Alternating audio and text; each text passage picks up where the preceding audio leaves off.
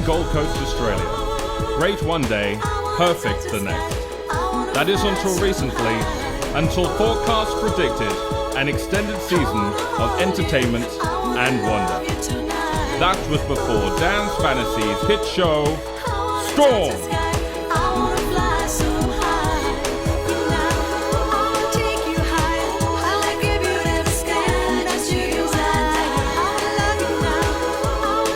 Join us now and bear witness from its earliest beginnings to its creation in the making of a storm.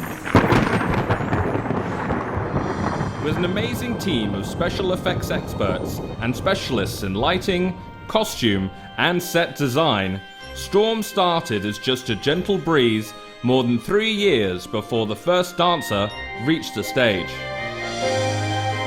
Producers Lindy Russell and Johnny Romanes, with their company, Dance Fantasy Productions, were charged with the task of creating a stage spectacular for Conrad Jupiter's 1,500-seat theatre. The creation process is long and involved the team logging tens of thousands of miles around the world to sample material for costumes and feathers for the show's glamorous finale. With regular visits to the heart of China, Taiwan, Sydney, Italy, and the States, the road was long. From the depths of China to the spectacle of Las Vegas, Romanes scoured the globe for the latest talent and effects studios. Storm weaves its effects through a tapestry of emotional storyline, and the object was not to overpower the audience in the effects, but to add a new dimension to the onstage action. The show's most spectacular effect is the tornado, which comprises of a 30-foot whirlwind being created before the show finale. Although the idea was scripted many months earlier, the challenge of such an astounding effect left many of the team nervous that it could be achieved. From computer models to numerous experimental versions, the effect gradually took shape to become the jaw-dropping spectacle everyone had hoped for. But the effects did not stop there, as the limits were constantly pushed forward to more illusions for the eyes and mind. The advent of 3D glasses, while not new, combined with state-of-the-art laser technology, digital projection, and dual image scenery, combined to create a new dimension for the audience.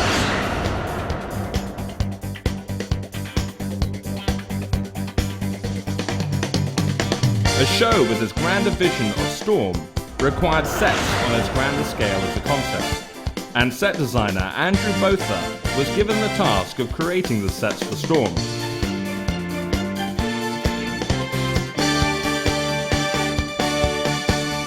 With advances in computer animation, Andrew and his partner David Meyer were able to create computer-generated models of what the sets would eventually look like on stage. Some of the most incredible features of Storm have been the sets. There's a fantastic volcano section. There's beautiful, back projection. Different elements like the volcano pod, which is lifted to reveal the singer Maria. It's just a beautiful, beautiful set, and there are so many elements going on in it. There's a revolve, which is moving around pedestals, which the dancers will perform on. One of the other great set pieces has been the Proscenium March, and it really kind of gives you a depth to feel that you're not an audience member watching the show. And I think that's the important thing. You end up sitting there, and the second the show starts, you're in this world. You look to your left, you look to your right, and you're still in it. And I think that's been really important with a show like Storm. So the audience don't think, I'm watching a stage show. They think, wow, I've been involved in an experience. And I think Storm really is an experience.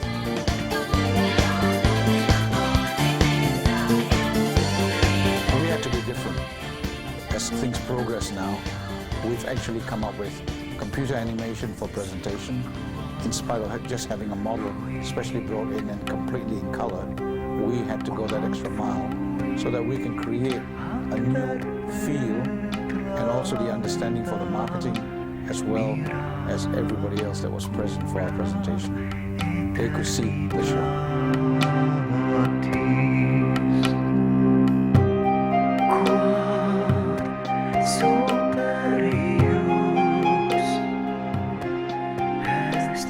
Despite that, a detailed storyboard had to be written and hard copy designs submitted, but then these designs must be turned into the reality. Sanderson's design company was given the colossal task of bringing these designs to life. And did they have a lot to accomplish?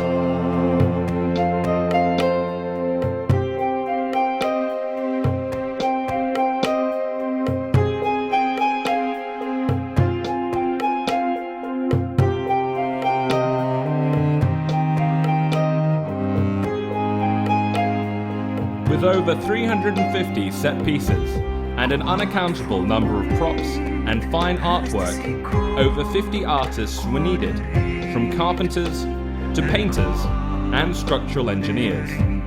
This was to ensure that the safety and quality of these massive set pieces were adhered to.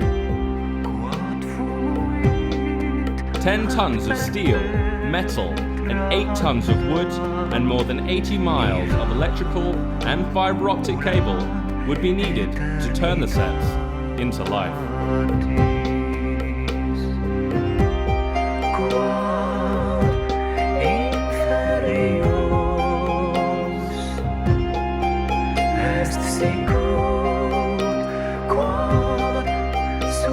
With the sets taking shape, the time was coming to audition. Eromanis continued his travels to find the perfect acts for Storm. He would need 10 acrobats, so headed to Kiev in the Ukraine. Assembled before him were more than 45 Belarusian national acrobats, experts in all forms of acrobatics, tumbling, and trampolining. Many of these talented individuals have previously been seen in the Olympics and numerous World Championship Games. Well, that also happened quite quickly because I was at the end of my career, sort of.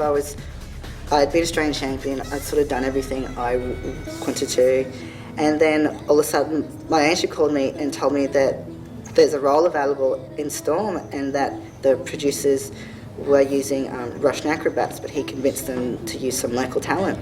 So we sent a video in, and then the producers came to a training session, and we just trained how we normally trained, and then the producers just picked me and another girl straight away.